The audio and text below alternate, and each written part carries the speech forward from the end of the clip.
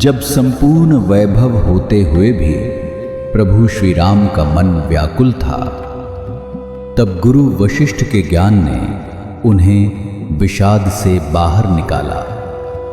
सुनिए बकुल जी की वाणी में। जय श्री राम।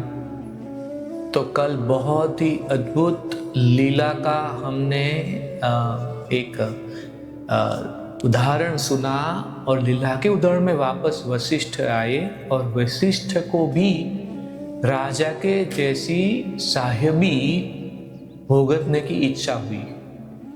तो आज 16 फरवरी है। आज के मणिके में इस महाग्रंथ में क्या कहते हैं? श्लोक यथे तत्प्रतिभा मात्रम जगत सर्गा अवभासनम तथे तत्प्रतिभा मात्रम क्षणकल्प अवभासनम।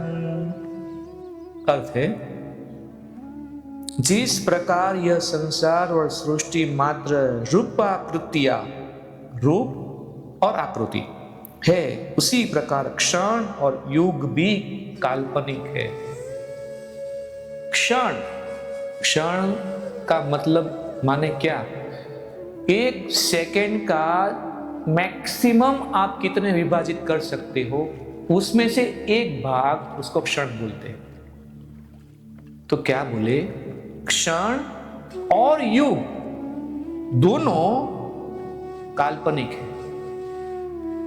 देखते हैं आगे। सरस्वती ने कहा, समय बीतने पर धर्मांता वृद्ध हुए और यमराज उन्हें उठा ले गए। इनकी पतिव्रता पत्नी ने मुझसे प्रार्थना की और वही वर मांगे जो तुमने मांगे हैं, वह यह कि मेरे पति की आत्मा मेरे घर से बाहर ना जाए। मैंने उसे यह वर प्रदान कर दिया।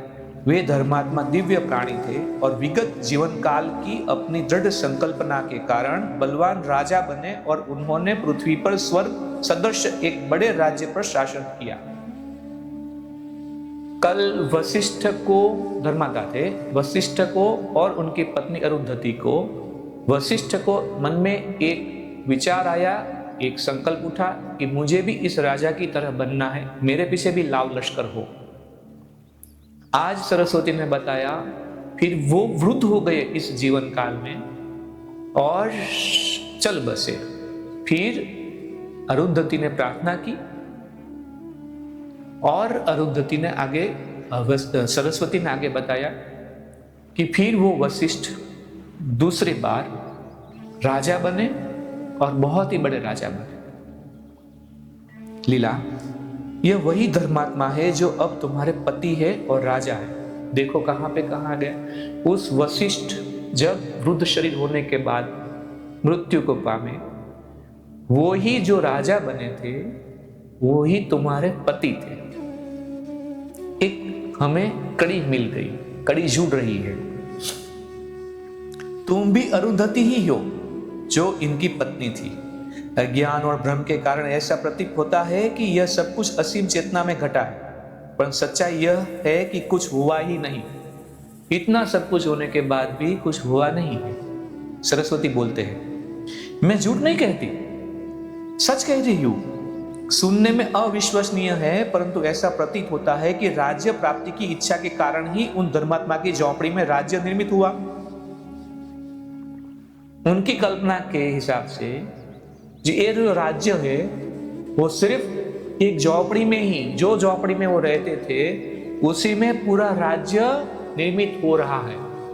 धैर्य से सुनिएगा, बड़ी तीव्रता से सुनिएगा। भूतकाल की स्मृति प्रच्छन्न होती है। तुम दोनों ने फिर से जन्म लिया। मृत्यु स्वप्न से निवृत्त होने की अवस्था है। देखो, मृत्यु क्या है? स्वप्न को पूरा होना ही मृत्यु है, ऐसा बोल रहे हैं। हमारा भी ये जीवन का पूरा होना, जब मृत्यु आती है तो ऐसा है कि एक स्वप्न पूरा हो। जन्म यदि इच्छा से हो तो वह इच्छा या मरीचिका की लहरों के समान ही असत है। इस सारी सृष्टि के बाद भी उन धर्मात्मा का घर पहले की तरह है, झोपड़ी। निश्चय ही हर परमाणु के अंदर संसार दर संसार है। क्या बोले? ये जो भी बड़ा, इतना बड़ा संसार जो दिख रहा है, है वो परमाणु के अंदर, हर एक परमाणु के अंदर इतना बड़ा संसार है।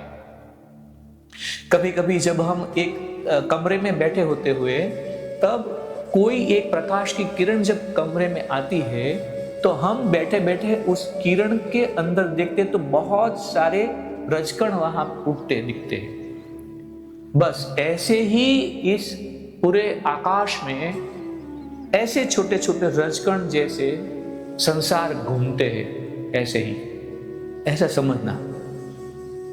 लीला ने पूछा, हे देवी, आपने कहा कि उन धर्मात्मा को मरे अभी 8 ही दिन हुए हैं, जबकि मैं और मेरे पति को दीर्घकाल से जीवन यापन कर रहे हैं, इस विसंगति को कैसे दूर करेगी? सरस्वती ने बताया कि वो ही तुम है, वो कि वशिष्ठ जो थे वो फिर मृत्यु, फिर वो राजा बने और वही राजा और रानी तुम हो। तो लीला ने पूछा कि भाई उनका तो मरे 8 दिन हुए हैं और हम तो कितने सालों से यहाँ पे है, तो विसंगति हो गई, अब उसका उपाय क्या देते हैं? सरस्वती ने कहा, हे लीला, जिस प्रकार आकाश असीम है और अपार है, उसी प्रकार समय भी असीम और अपार है। जिस प्रकार यह संसार और सृष्टि मात्र रूपाकृतियां है, उसी प्रकार क्षण और युग भी काल्पनिक है। ये मानव घड़ी में जरूर ये 24 घंटे है, फिर 60 मिनट है, फिर 60 सेकंड है, फिर 1 सेकंड, दिन है, 30 दिन है, 365 दिन है, साल है, युग है। ऐसा ये जो हम मापते हैं वो मानव घड़ी में, इस संसार में मनुष्य के रूप में मापते हैं। चेतना के लिए तो कुछ है ही नहीं ऐसा। व्याप्त चेतना में समय जैसा भी कुछ नहीं है। आंख झपकने पर भी, आंख झपकने भर में जीव को मृत्यु के अनुभव का भ्रम हो जाता है। ऐसे में मृत्यु का हो जाता है, वह भूल जाता है कि पहले क्या हुआ, और अनंत चेतना में वह सोचने लगता है कि मैं यह हूं, मैं उसका बेटा हूं, मेरी इतनी उम्र है, आदि आदि।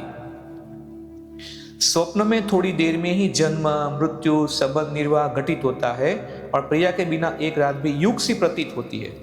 पलक झपकते झपकते ही अनुभूत अथवा अननुभूत पदार्थों का ज्ञान जीव को होता है और उसके बाद वह कल्पनावश उन पदार्थों को सत्य भी मान लेता है। स्वप्न में तो ऐसे पदार्थ भी दिखाई देते हैं जिन्हें जीव ने पहले कभी देखा या सुना तक नहीं होता।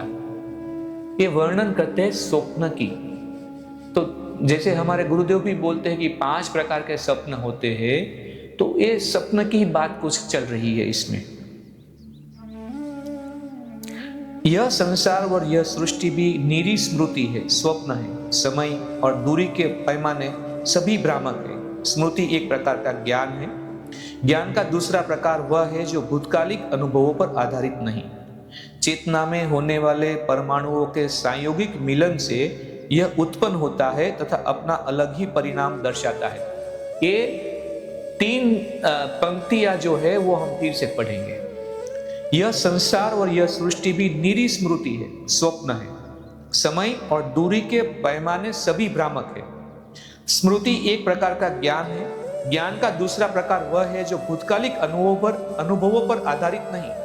चेतना में होने वाले परमाणुओं के संयोगिक मिलन से यह उत्पन्न होता है तथा अपना अलग ही परिणाम दर्शाता है। ये सब बात जो बता रहे हैं वो चेतना के आकाश की बात बता रहे हैं, मानव घड़ी की या मानव संसार की बात नहीं है।